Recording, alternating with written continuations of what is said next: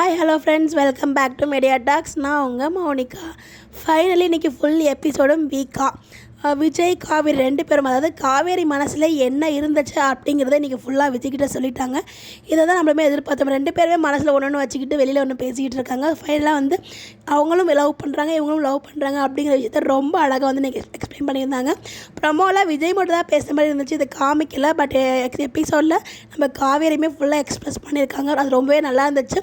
So கண்டிப்பாக இந்த இடத்துல விஜய் பண்ணது தவறு அப்படின்னு சொல்லி நம்ம நிறைய இடத்துல பேசியிருக்கோம். பட் காவேரி பார்த்திங்கன்னா எந்த லெவலுக்கு அவங்க ஃபீல் பண்ணியிருக்காங்க, அந்த ஃபீலிங்ஸ்லாம் எவ்வளோ கஷ்டப்பட்டுருக்காங்கன்னு சொல்லி எல்லாத்தையுமே சொல்லியிருப்பாங்க. எல்லாமே ரொம்ப ரொம்ப நல்லா இருந்துச்சு. ஓவராலாக நீங்கள் ஃபுல் எபிசோடும் ஒன்லி வீக்காக, அதுவே நமக்கு ரொம்ப ஹாப்பியாக இருந்துச்சு. அதுவும் சண்டைலாம் இல்லாமல் ஒரு அழகான ஒரு கான்வர்சேஷனாக இருந்துச்சு. அதுவே ரொம்ப நல்லா இருந்துச்சு.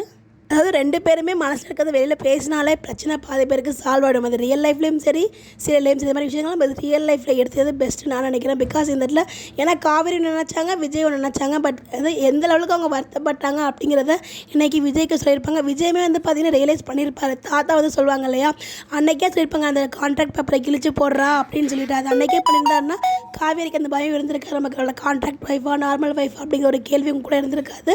கடைசி வரைக்குமே காவேரி குழப்பத்திலையும் மிஸ் அண்டர்ஸ்டாண்டிங்லையுமே வச்சுருந்தாங்க. அதுதான் எல்லாத்துக்குமே முக்கிய காரணம். இப்போ எல்லாமே பார்த்திங்கன்னா காவேரி சொல்லிட்டாங்க, இதுதான் ரீசன், அதுதான் ரீசன் அப்படின்னு சொல்லிட்டு. அப்புறம் சாரதா அம்மா பக்கத்தில் இருக்க பாயிண்ட்டுமே பேசியிருப்பாங்க. நாளைக்கு தான் விஜய் என்ன பேச போகிறாருன்னு தெரியல. இன்னொரு பக்கம் அவங்க அம்மா வேறு அப்படியே போயிட்டலான்னு தெரியலையே அப்படிங்கிற மாதிரி பேசிகிட்டு இருக்காங்க. ஒருவேளை அவங்க வந்துட்டு அவ்வளோதான், ஒருவேளை கணத்துலலாம் கை வச்சுட்டு இருந்தாங்கன்னா போச்சு, அவ்வளோதான். எனக்கு தெரிஞ்சு அதுவும் பயமாக இருக்குது. கண்டிப்பாக அவங்க வரமாட்டாங்க. கங்கா மேபி கூப்பிடலாம், இல்லைன்னா அதுக்குள்ளேயுமே காவேரியாக பேசிட்டு போயிடலாம். என்னவா இருந்தாலும் இது கனவா நிஜமான்னு நிறைய பேருக்கு டவுட் இருந்துச்சு. ரியல் அப்படிங்கிறது எல்லாருமே பார்த்ததுக்கு இன்றைக்கி எபிசோட் பார்த்ததுமே புரிஞ்சிருக்கும் நிறைய பேருக்கு.